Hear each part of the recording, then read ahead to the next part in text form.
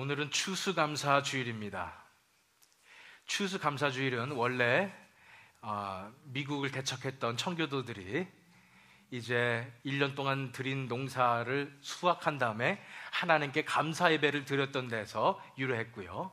따라서 우리가 이 추수감사주일을 드릴 때는 지난 1년간 하나님께서 우리에게 주신 그런 축복들을 감사드리는 그런 예배를 드리게 되는 것입니다.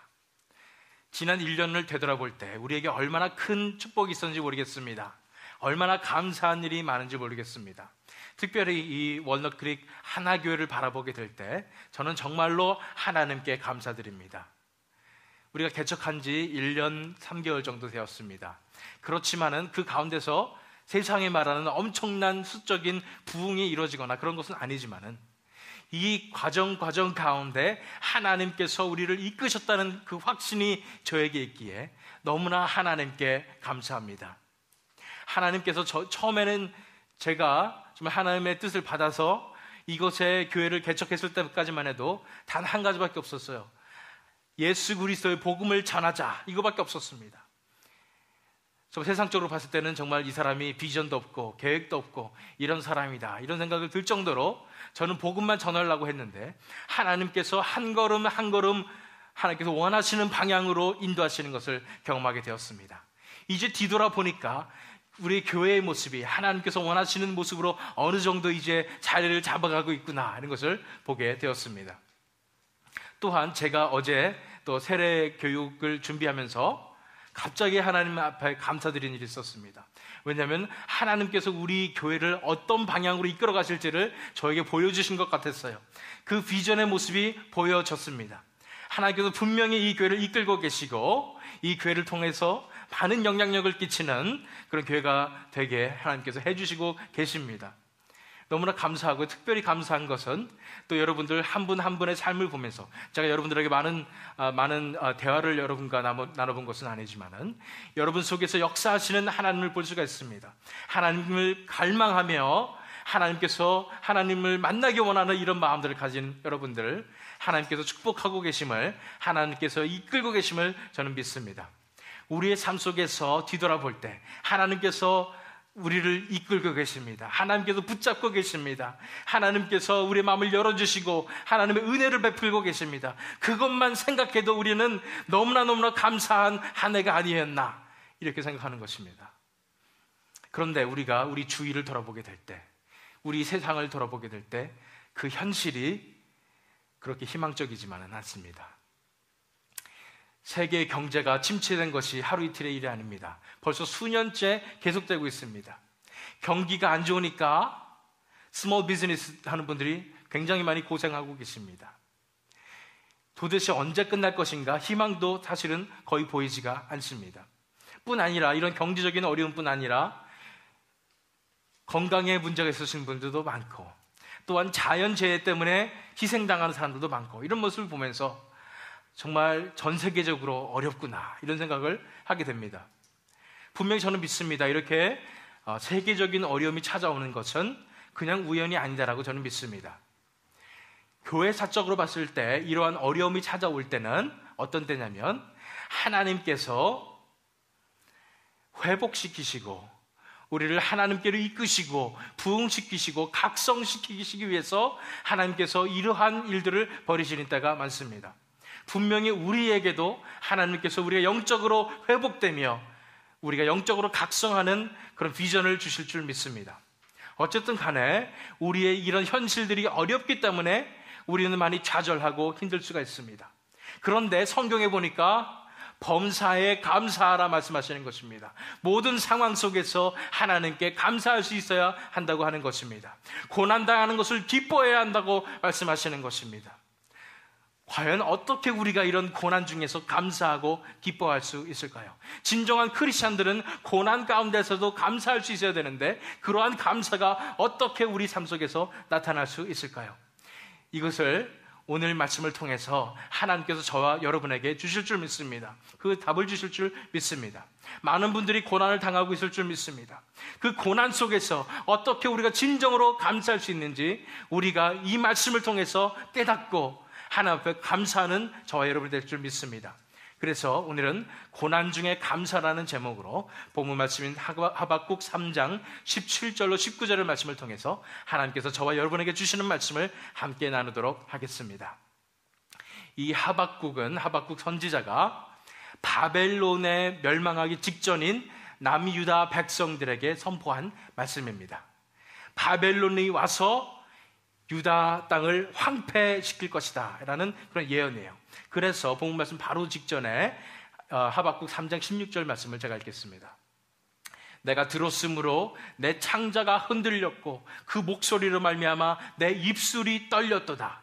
무리가 우리를 치러 올라오는 환난 날을 내가 기다림으로 썩이는 것이 내 뼈에 들어왔으며 내 몸은 내 처소에서 떨리는도다. 이런 엄청난 하나님의 심판과 황폐케 하는 그런 엄청난 고난을 보면서 입술이 떨리고 몸이 떨리는 이런 정도의 엄청난 그런 고난을 이 하박국 선지자가 보게 된 것입니다. 우리의 삶 속에서 고난이 다가올 때는 우리도 이렇게 떨리고 힘들고 뼈가 흔들리는 그런 엄청난 고난을 받게 되는 것입니다. 본문 말씀 17절 말씀에 보니까 비록 무화과 나무가 무성하지 못하며 포도나무에 열매가 없으며 감람나무에 소출이 없으며 밭에 먹을 것이 없으며 우리의 양이 없으며 외양간에 소가 없을지라도 이렇게 얘기하고 있습니다. 바벨론이 침공했을 때 유다 땅은 이렇게 황폐화되었습니다. 도저히 희망을 찾아볼 수 없는 그런 땅이 된다는 것입니다. 그런데도 불구하고 하박국 선지자는 18절에서 이렇게 얘기합니다. 나는 여호와로 말미암아 즐거워하며 나는 구원의 하나님으로 말미암아 기뻐하리로다. 하나님 한 분만 계시면 됩니다라는 고백이에요. 어떻게 이런 고백이 나올 수가 있을까요? 이렇게 희망이라고는 조금도 찾아볼 수 없는 이런 그런 척박한 환경 속에서 어떻게 이 하박국 선지자는 하나님으로 인하여 기뻐할 수 있었을까요? 이런 것에 대한 우리가 해답을 찾아볼 때 비밀을 알 수가 있습니다. 고난 중에 우리가 감사할 수 있는 그 비밀을 알게 될 것입니다. 그러나 먼저 우리가 알아야 될 것이 있습니다. 뭐냐면 우리가 고난 중에 감사하지 못하는 이유에 대해서 먼저 살펴봐야 하는 것입니다. 왜 우리가 그러면 고난 중에 감사하지 못할까요? 크리스찬이라면 고난 중에 감사해야 된다 이러는데 왜 우리 마음속에 감사하는 마음이 이토록 없는 것일까요? 이것에 대해서 먼저 살펴보겠습니다. 고난 중에 감사하지 못하는 이유 3가지 중에 첫 번째는 바로 이것입니다. 현실 문제의 크기에 압도된다는 것입니다. 현실 문제의 크기에 압도되는 것이에요. 현실의 문제가 너무나 크게 다가오는 것입니다. 우리 비즈니스가 어렵고 경기가 어렵고 막 이런 상황에서 우리가 할 수 있는 것이 있습니까? 우리가 뭐 열심히 장사한다고 해서도 지금 이 경기가 회복되는 것은 아닙니다. 전 세계적인 그런 세계 경제에 문제가 있어서 그렇습니다. 그것을 생각하면은 희망도 안 보이고요. 지금 내가 당하고 있는 이런 문제가 경제적인 문제가 너무나 크게 느껴지는 것입니다. 그 벽이 너무나 높게 느껴지는 것입니다. 도저히 어떻게 넘을 수 없는 벽이라고 느껴지는 것입니다. 아시다시피 제가 2주 전에 굉장히 아팠었습니다. 제가 한 번도 경험해 보지 못한 그런 아픔이었어서 힘들었었습니다. 제가 말씀드렸었죠. 그런데 정확히 일주일 뒤에 제 아내가 똑같은 증상으로 아팠습니다. 물론 제 아내도 건강한 사람이었는데 갑자기 그렇게 됐습니다. 분명히 하나님께서 저희에게 주실 말씀이 있으셔서 그렇다고 저는 믿습니다. 어쨌든 간에 얼마나 아프던지요.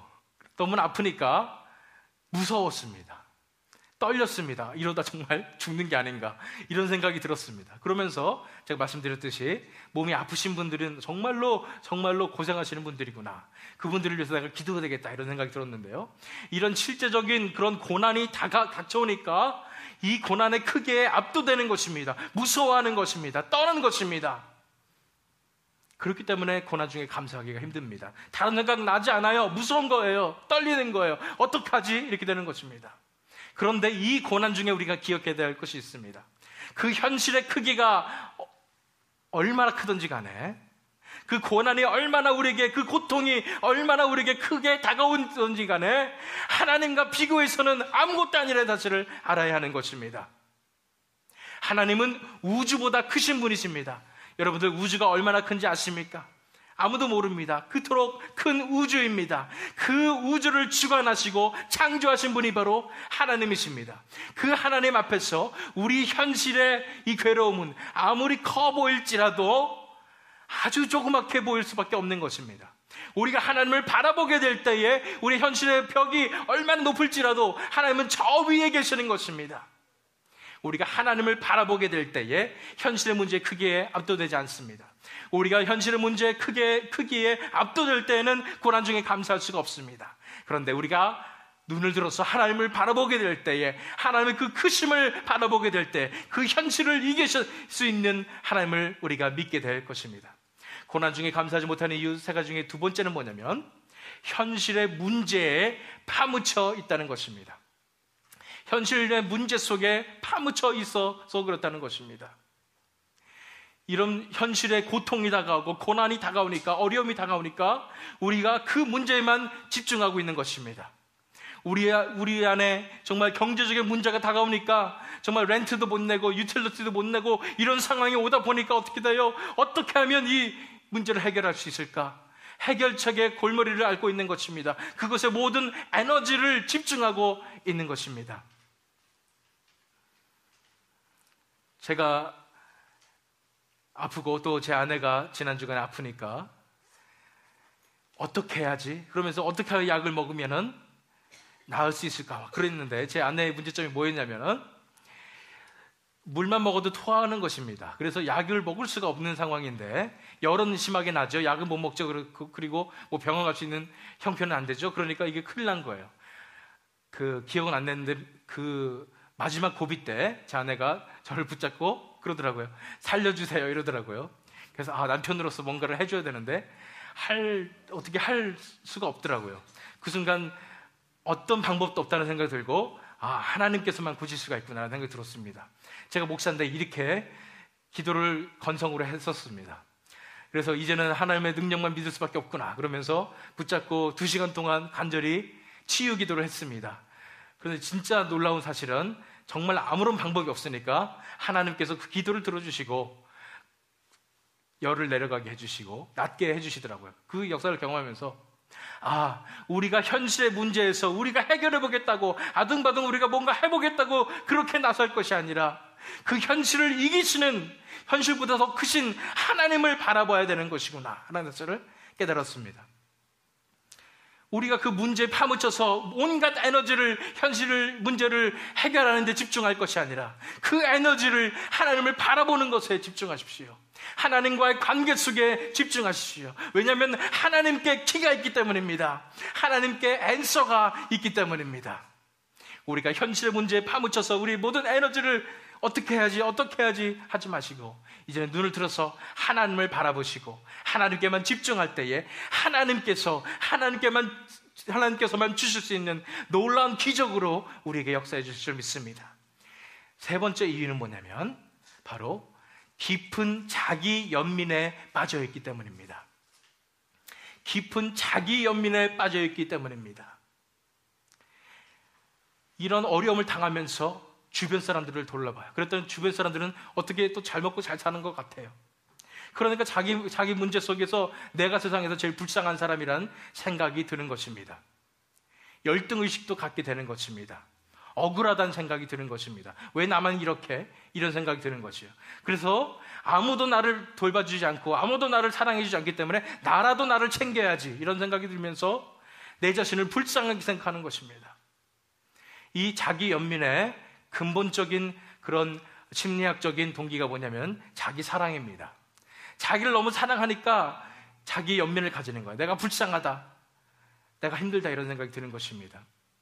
그렇습니다. 이 고난 중에 있을 때는 이런 자기 연민의 늪에 빠지기가 굉장히 쉽습니다. 저도 아프니까 또 저를 위해 제가 옮기면 안 되니까 그 감기를 옮기면 안 되잖아요. 그러니까 아내한테 애들 방에서 자라고 그러고 저 혼자 밤새 자는데 잠을 못 자겠더라고요. 너무 이렇게 열이 많이 나니까 아프더라고요. 그래서 잠을 못 자는데 순간적으로 외롭다는 생각이 들고 순간적으로 아무도 나를 케어하지 않는다는 생각이 들고 순간적으로 굉장히 서운한 생각이 들더라고요. 그런데 그런 생각 속에서 생각해 보시기 바랍니다. 왜 그래요? 내 스스로가 존귀하다는 생각을 하기 때문입니다. 내 스스로를 내가 사랑하기 때문입니다. 자기 사랑이 너무나 크기 때문에 그런 속에서 자기 연민의 생각이 드는 것입니다. 그런데 하나님께서는 우리가 자기 연민에 빠지길 원치 않으십니다. 오히려 자기 자신을 내려놓기를 원하시는 것입니다. 자아를 내려놓기를 원하시는 것을 믿으시기 바랍니다. 우리가 빠져야 될 것은 내 자신을 너무나 사랑하기 때문에 내 자신을 불쌍히 여기는 것이 아니라 오히려 내 자신의 그 본성을 내려놓고 이제 하나님을 구해야 하는 것을 우리가 바라보시기 바랍니다. 고난 중에 감사하지 못하는 이유 3가지 다시 한번 살펴볼까요? 현실의 문제의 크기에 압도됐습니다. 현실 문제의 크기를 바라보지 마시고 하나님의 광대하심을 바라보십시오. 현실 문제에 파묻혀 있어서 그렇습니다. 그 에너지를 어떻게 해결할까 쓰지 마시고 하나님을 바라보는데 쓰시기 바랍니다. 하나님께서 해결해 주실 것입니다. 깊은 자기 연민에 빠져있지 마시고요, 오히려 자신을 내려놓고 하나님 앞에 나오시길 바랍니다.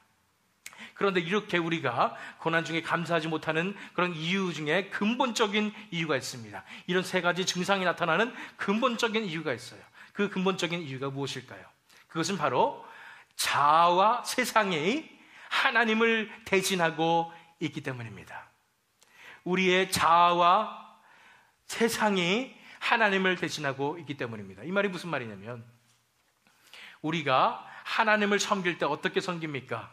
하나님을 섬기고 하나님께 의지하고 하나님을 사랑하고 하나님을 높여드리는 것입니다. 그것이 우리가 하나님을 섬기는 것입니다. 그런데 우리가 하나님을 그렇게 섬기는 것이 아니라 바로 내 자신을 그렇게 섬기고 있어요. 내 자신을 의지하고 내 자신을 높이고 내 자신을 사랑하고 또는 세상을 의지하고 세상의 안정성을 두고 세상의 물질의 안정성을 두고 그렇게 우리가 살아가고 있지 않은지, 물질을 하나님같이 섬기고 있지 않은지 우리 자신을 돌아보길 원합니다. 본 말씀 17절 말씀 보시면은, 비록 무화과 나무가 무성하지 못하며 포도나무에 열매가 없으며 감람나무에 소출이 없으며 밭에 먹을 것이 없으며 우리의 양이 없으며 외양간에 소가 없을지라도, 이게 나왔습니다. 이것은 이스라엘 백성들, 그 유대 백성들의 생업을 다 얘기하는 것입니다. 3가지 과실이 있습니다. 무화과나무, 포도나무, 감람나무. 이것이 대표적으로 그때 과수원으로 얻을 수 있었던 열매들이었고요. 그 다음에 밭농사도 있었습니다. 밭에 먹을 것이 없으며, 그리고 그들이 목축업을 했기 때문에 우리의 양도 그리고 외양간에 소가 없다, 이렇게 얘기하는 것입니다. 이런 생업, 우리가 먹고 살 수 있는 이것에 매달리고 있었던 그들을 하나님께서 바로 그것을 치시는 장면을 우리가 보게 되는 것입니다. 우리도 그렇지 않은지 보시기 바랍니다.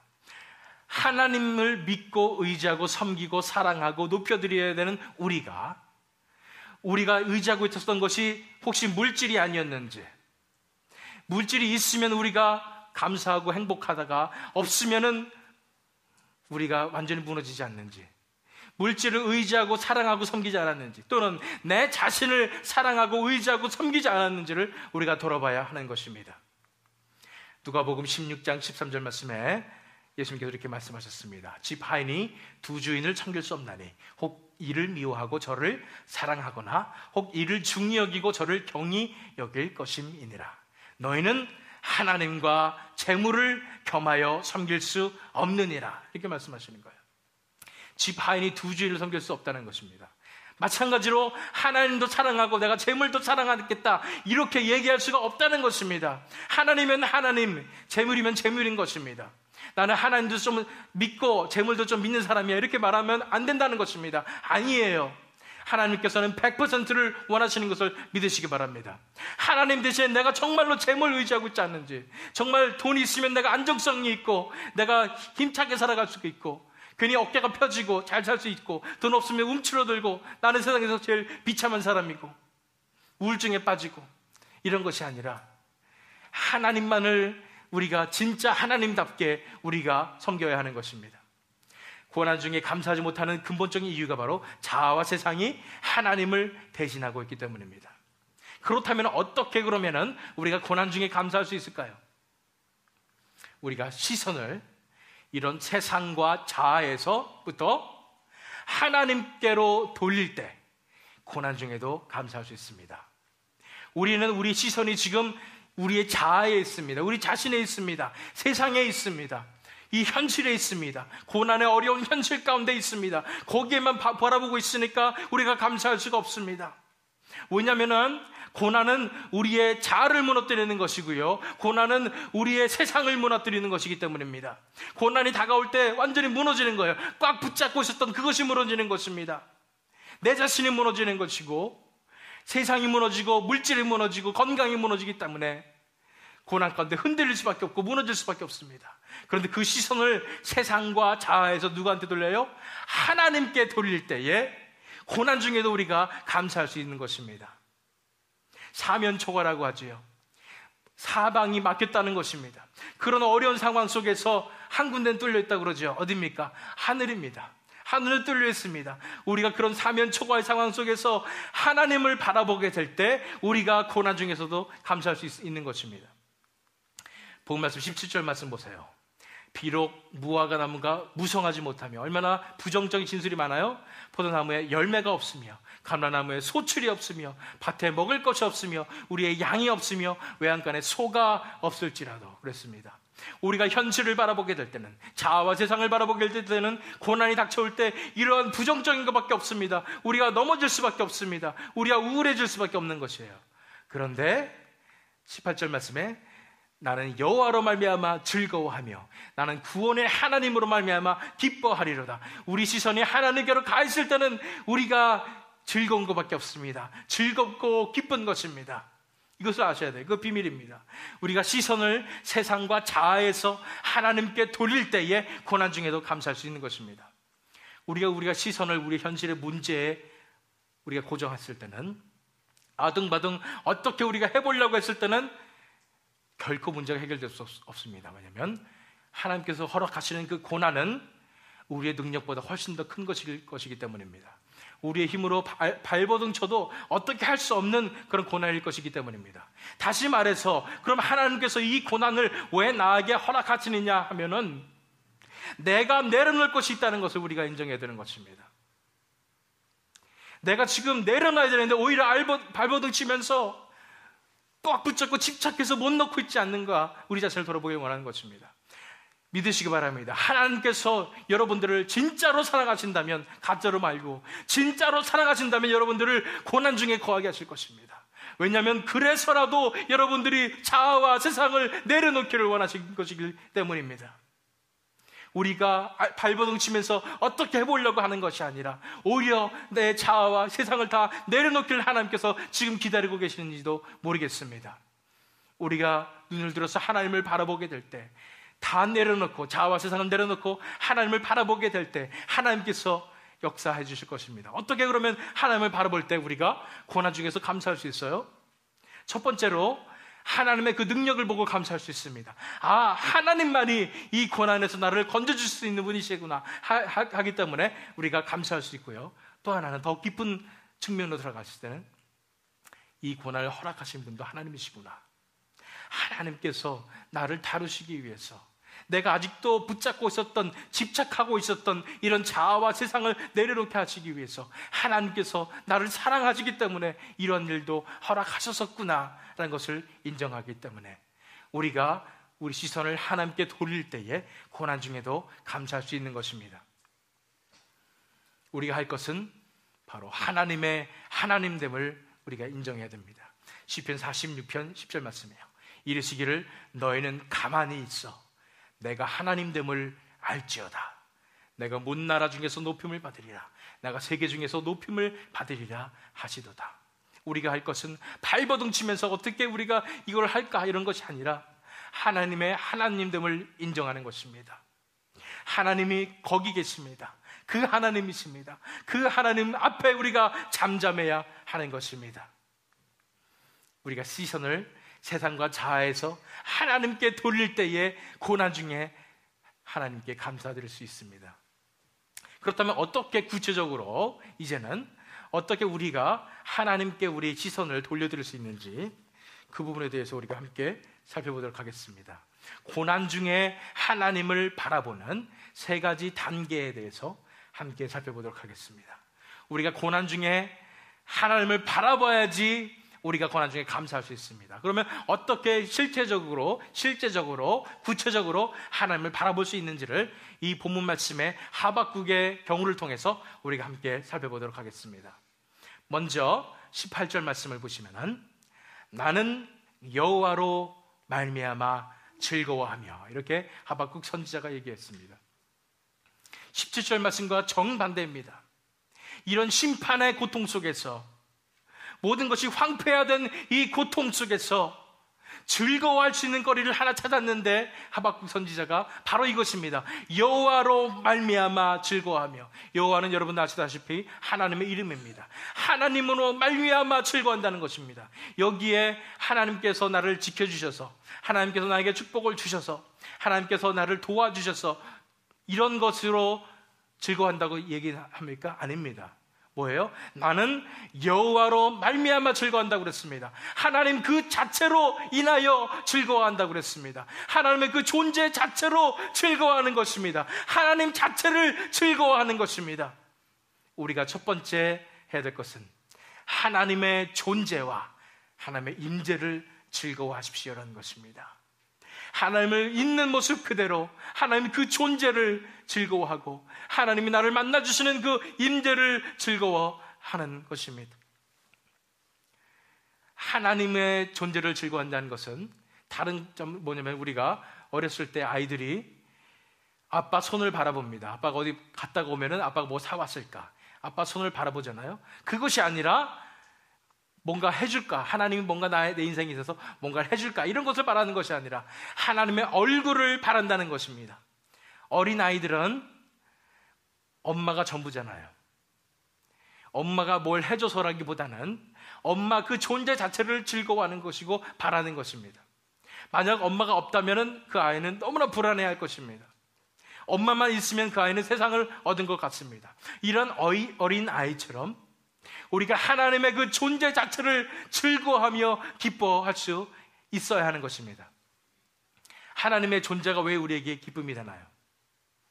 첫 번째로, 하나님은 우주보다 더 크신 분이시기 때문에 우리가 그 하나님과 함께 있다는 것, 하나님을 우리가 만날 수 있다는 것, 하나님 그 자체로 우리가 즐거워할 수 있습니다. 고난 가운데 있을 때에도 하나님 그분이 나와 함께 계신다는 그 사실이 너무나 즐겁습니다. 그뿐 아니라 그 하나님과 내가 사랑의 관계 가운데 있다면 얼마나 그 사랑의 하나님이 나에게 즐거움으로 다가오겠습니까? 우리가 예배자의 삶을 살게 될 때에, 하나님과의 깊은 관계 속으로 들어가게 될 때, 하나님을 매일매일 만나게 될 때, 우리는 하나님을 그 존재 자체로 즐거워하게 될 것입니다. 우리가 세상에서 말하는 사랑도 조건 없는 사랑이어야 된다, 돈 보고 결혼하고 막 이런 것이 아니라 정말 그 사람을 사랑하니까 결혼한다, 이런 얘기 하지 않습니까? 마찬가지로 우리가 하나님의 사랑을 깨닫게 될 때에, 우리가 하나님을 사랑하게 될 때는 하나님의 존재 자체로 우리가 하나님을 사랑하고 즐거워하게 되는 것입니다. 뿐 아니라 하나님과 만나는 그 시간, 그 예배의 시간을 우리가 갈구하게 될 것입니다. 고난 가운데 예배에 집중하십시오. 우리가 고난 가운데 있을 때에 예배로 나아오십시오. 고난 가운데 있을 때 하나님을 만나십시오. 하나님을 만나고 얼굴과 얼굴을 맞대는 그런 깊은 예배 속으로 들어가게 될 때에 우리가 고난 가운데 하나님으로 인하여 즐거워하게 될 것입니다. 그 어떤 상황 속에서라도 하나님께 예배를 드리는 훈련을 하십시오. 그 어떤 힘든 상황 속에서라도, 그 어떤 바쁜 상황 속에서라도 하나님을 만나는 예배를 매일매일 드리게 될 때에 우리가 고난 가운데서도 하나님으로 인하여 즐거워하며 하나님의 그 존재와 임재를 인하여 즐거워하는 역사가 일어날 수 있습니다. 시편 33편 1절 말씀입니다. 너희 의인들아 여호와를 즐거워하라. 찬송은 정직한 자들이 마땅히 할 바로다. 하나님을 즐거워하는 것이 의인들의 삶입니다. 우리 크리스찬의 삶입니다. 하나님을 즐거워하십시오. 예배에 목숨을 걸으십시오. 하나님을 만나는 것에 목숨을 걸으십시오.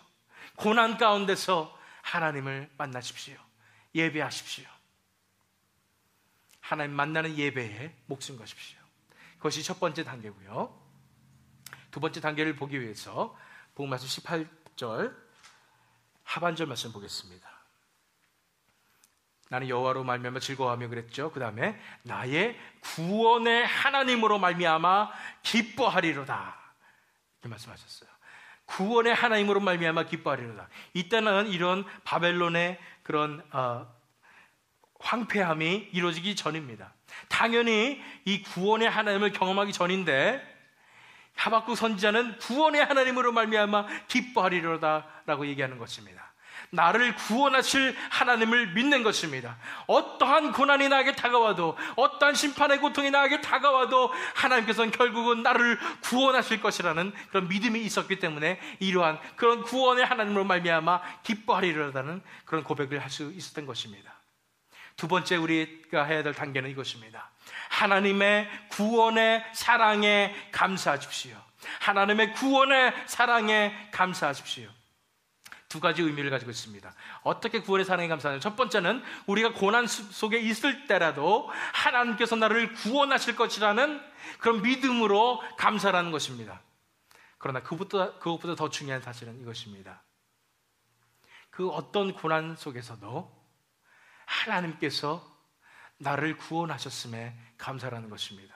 다시 말해서 내가 죄인이고 내가 너무나 부족하기 때문에, 내가 연약하기 때문에, 내가 극악무도한 죄인이기 때문에 지옥에 갈 수밖에 없는 나였는데 하나님께서 그러한 나를 구원하셨음을 감사라는 것입니다. 제가 늘 말씀드립니다. 진정으로 하나님의 사랑을 깨달은 사람은, 진정으로 회심한 사람은, 진정으로 구원의 역사하심을, 하나님의 구원의 역사하심을 경험한 사람들은 이제는 흙만 먹고 살아도 됩니다. 하나님께서 자신의 아들을 보내셔서 나를 구원하셨는데, 나 같은 죄인을 구원하셨는데 더 이상 바랄 게 뭐예요? 당장 죽어도 괜찮고요, 정말 돌 맞아서 죽어도 괜찮고요, 교통사고 당해서 죽어도 괜찮아요. 그러한 지옥으로부터 나를 건져주셨는데, 나 같은 죄인이 이제 하나님께서 나를 사랑해 주시는데 뭘 더 바라겠습니까? 우리 고난 가운데서 기억합시다. 이러한 죄인인 나를 구원하신 그 하나님의 사랑을 기억합시다. 하나님의 사랑만 바라보고 있다면 우리가 더 이상 바랄 필요가 없어요. 이보다 더 큰 고난도 괜찮아요. 하나님께서 나를 구원해 주셨는데요, Isn't that enough? 하나님께서 구원해 주셨잖아요. 나 같은 죄인 구원해 주셨잖아요. 지금 당장 모든 것이 다 없어진 데도 괜찮아요. 충분합니다. 구원받은 그 사랑으로 충분한 것이에요. 그거를 우리가 잊지 말아야 합니다. 우리 처지를 잊지 말아야 합니다. 우리가 정말 지옥 갈 수밖에 없었던 죄인임을 우리가 기억하고 우리를 구원하신 그 하나님의 사랑 하나에 감사하게 될 때에 우리는 고난 가운데서 즐거움으로 하나님께서 날 구원해 주셨으므로 감사하며 이겨낼 수 있을 줄 믿습니다. 잘 아시는 말씀, 로마서 5장 7절에서 8절 말씀이에요. 의인을 위하여 죽는 자가 쉽지 않고 선인을 위하여 용감히 죽는 자가 혹 있거니와, 우리가 아직 죄인 되었을 때에 그리스도께서 우리를 위하여 죽으심으로 하나님께서 우리에 대한 자기의 사랑을 확증하셨느니라. 우리가 죄인이었어요. 그런데 우리가 극악무도한 죄인이고 가장 연약한 죄인인데도 불구하고 예수님께서 우리를 위해서 돌아가셨어요. 뭘 더 바라세요? 이거면 충분합니다. 충분합니다. 이거면 돼요. 이것이 구원의 사랑입니다. 이러한 하나님의 구원의 사랑에 감사드릴 때에 우리는 고난 가운데서도 감사할 수 있는, 고난 중에 하나님을 바라볼 수 있는 역사가 일어날 줄 믿습니다. 마지막 단계를 보기 위해서 19절 상반절 말씀 보겠습니다. 주 여호와는 나의 힘이시라. 이런 고난을 허락하신 하나님이 동시에 이 고난을 이길 수 있는 힘도 주심을 이 하박국 선지자는 믿었습니다. 하나님의 능력을 믿었습니다. 이런 고난 속에서 우리가 승리할 수 있도록 우리를 지켜주시고 미리 키를 주신다고 제가 지난번에 말씀드렸죠. 미리 키를 주시고 하나님께서 기적으로 역사해 주실 것을 이 하박국 선지자가 믿은 것이에요.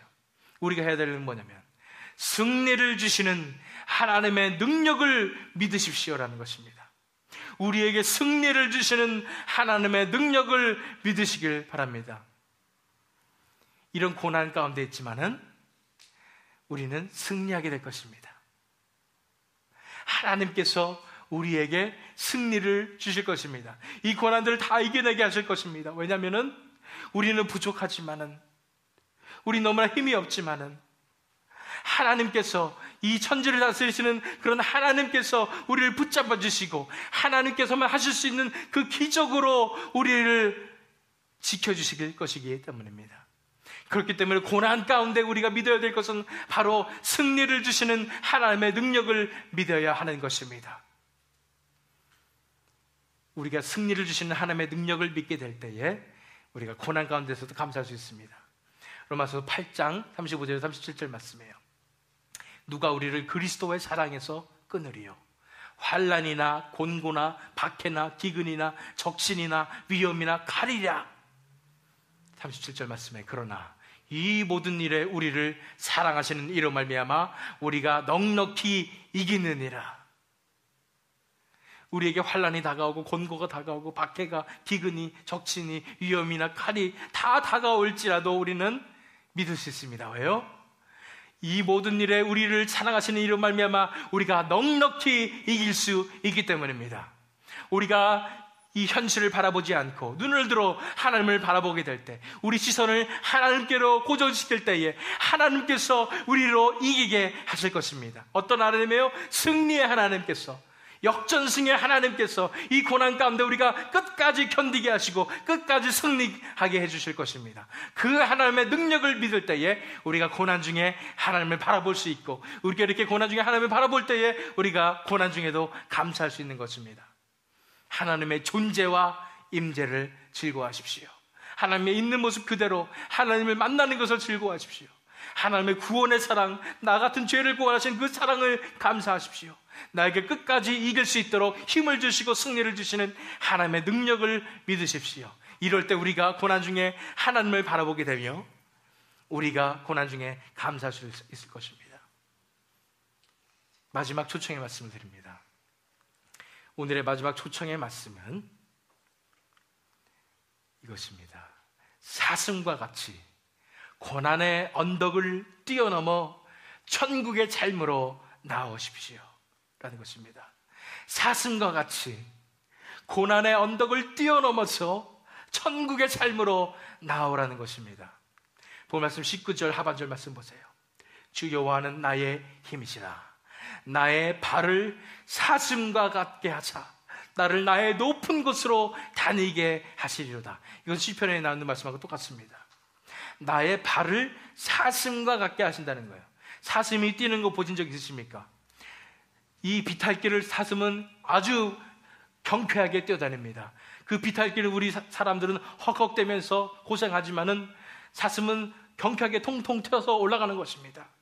하나님께서 우리가 하나님을 바라보게 될 때에 나의 발을 사슴과 같게 하신다는 것입니다. 그 고난의 언덕이 얼마나 가파르고 높건지 간에 내 발을 사슴과 같게 하셔서 고난을 통통통통 뛰어넘게 하실 것이란 말이에요. 그런데 어디로 다니게 하신다고요? 나의 높은 곳으로 다니게 하신다고 그랬습니다. 이것은 전통적으로 유대 사람들의 표현으로서 정말 아름다운 곳, 형통한 곳, 행복한 곳, 이런 표현입니다. 다시 말해서 사슴과 같이 우리가 고난의 언덕을 통통통통 뛰어넘어서 고난이 얼마나 가파르든지 간에 우리는 사슴같이 힘있게 넘어서 이제는 천국의 삶을 누리게 될 것이라는 것입니다. 이런 천국의 삶으로 우리가 나와야 한다는 것입니다. 고난 가운데 있을 때 우리는 고난에 빠져 있으면 안 됩니다. 하나님을 바라봐야 됩니다. 우리가 하나님을 바라보게 될 때 하나님께서 내 발을 사슴과 같게 해주셔서 그 어떤 큰 고난도 통통통 넘게 해주신 다음에 그 다음에 천국의 삶을 우리가 누리게 하신다는 것입니다. 천국의 삶이 뭐예요? 다시 한번 복습할까요? 천국의 삶은 바로 하나님께서 나를 다스리시는 삶입니다. 우리가 자아와 세상을 다 내려놓고 하나님 앞에 갔을 때에 하나님께서 내 삶을 다스리시고 내 삶을 주관하실 때에 그 삶이 얼마나 평안하고 기쁜지 모르겠습니다. 우리가 가장 깊은 그 바닥을 치고 있을 때, 그 고난 속에서 우리가 바라봐야 할 것은 하나님이십니다. 우리가 하나님을 바라보게 될 때에 우리가 그 가장 깊은 골짜기 속에서도 천국의 삶을 누릴 줄 믿습니다. 하나님께서 나를 붙잡아 주시기 때문입니다. 하나님께서 나를 안아주시기 때문입니다. 하나님께서 대신 나의 인생을 주관해 주시기 때문입니다. 가장 평안하고 행복한 삶이 우리 삶 가운데 펼쳐질 줄 믿습니다. 예수님께서 이렇게 말씀하셨어요. 다 아시는 말씀이죠. 마태복음 11장 28절에서 30절 말씀. 수고하고 무거운 짐진 자들아, 다 내게로 오라. 내가 너희를 쉬게 하리라. 나는 마음이 온유하고 겸손하니 나의 멍에를 메고 내게 배우라. 그리하면 너희 마음이 쉼을 얻으리니 이는 내 멍에는 쉽고 내 짐은 가벼움이라 하시니라. 고난 가운데 우리가 그 짐을 지고 가는데 발버둥 치면서 이 짐 내가 꼭 해결하려고 그렇게 하지 말란 말이에요. 뭐라고 말씀하세요? 수고하고 무거운 짐진 자들아, 다 내게로 오라. 나한테 그 짐 넘기란 말이에요. 예수님께서 말씀해 주시는 거예요. 내가 너희를 쉬게 하리라 말씀하시는 거예요. 그 쉬는 삶, 진정한 평안한 삶을 하나님께서 약속하셨어요. 왜냐하면 나랑 짐을 바꾸자고 말씀하시는 거예요. 나의 멍에를 메고 내게 배우라. 네 짐은 그렇게 무거운 거 알겠는데 내 짐하고 바꾸자는 거예요. 그러면서 너의 마음이 쉼을 얻으리니 이는 내 멍에는 쉽고 내 짐은 가벼움이라. 내가 너에게 네 짐을 다 가져가는 대신에, 네 인생의 문제들을 다 가져가는 대신에, 네 인생의 고난들을 다, 고난의 현실의 문제들을 가져가는 대신에 나의 짐을 너에게 주느라. 근데 하나님의 짐은 무엇입니까? 가볍고 쉬운 짐이에요. 뭐예요? 진정한 평안한 삶입니다. 우리가 우리 인생을 발버둥 치면서 우리가 어떻게 해서든 붙잡고 살려고 할 때는 그 짐이 너무나 무겁고 스트레스 너무나 받게 되고 우리가 육체적으로 건강으로도 안 좋습니다. 그런데 우리가 하나님께 다 맡겼을 때에, 예수님께 다 맡겼을 때에 예수님께서 다 그 문제들을 가져가시기 때문에 우리 속에는 진정한 평안함과 기쁨만 남게 되는 것입니다. 하나님의 짐이 내 짐이 되는데 그 멍에는 쉽고 가벼운 평안한 행복한 천국의 삶이 이루어지게 되는 것입니다. 그래서 뭐예요?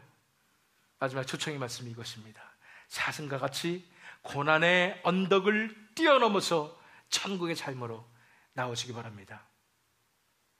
우리 삶 속에 아직도 이 고난 가운데 있을 때 내가 뭔가 할 수 있다고 생각하고 내 자신을 불쌍히 여기며 이 세상 것을 아직도 내려놓지 못해가지고 발버둥 치고 있었던 이 모든 것들을 다 내려놓으시기 바랍니다.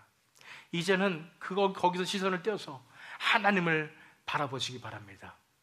우리가 하나님을 바라보게 될 때 하나님께서 우리를 인도해 주시는데요, 우리가 하나님을 바라보게 될 때 예배의 삶으로 나가길 원합니다. 하나님의 임재를, 하나님의 존재 자체를 즐거워하는 그 삶으로 우리가 나아가야 되는 것입니다. 고난 가운데 우리가 해야 할 일은 바로 예배라고 우리가 배웠습니다.